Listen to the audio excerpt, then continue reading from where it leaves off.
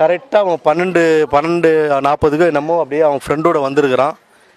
இந்த சந்துலேருந்து ஒளிஞ்சு கல்லை தூக்கி வச்சுட்டுறானுங்க தலையில். அச்ச உடனே குழந்தை இங்கேயே அப்படியே கேராக நின்றுருக்கிறான். அவ்வளோதான். இந்த பக்கம் வந்து ஒரு 4 பேர் அது அந்த கக்கூஸ் சண்டை உட்காந்துருந்தானு. இந்த கக்கூஸ் வந்து யாருக்கு கட்டி குத்துது? பாத்ரூம் போகிறது தான்.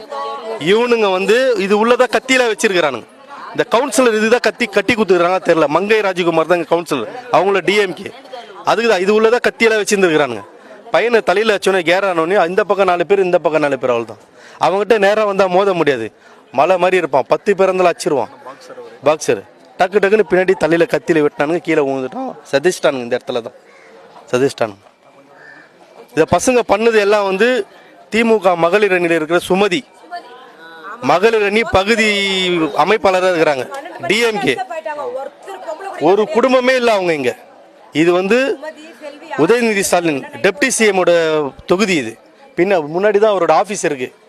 அவர் ஆஃபீஸ்க்கு இங்கேயே இது மாதிரி நடக்குது. இங்கே ஒரு 10 வருஷமா இந்த வியாபாரம் நடக்குது. இது போலீஸ்க்கு தெரியும்.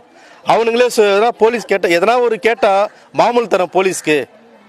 வாரம் 5,000 25,000 நாங்கள் மாமூல் கொடுக்குறோம்.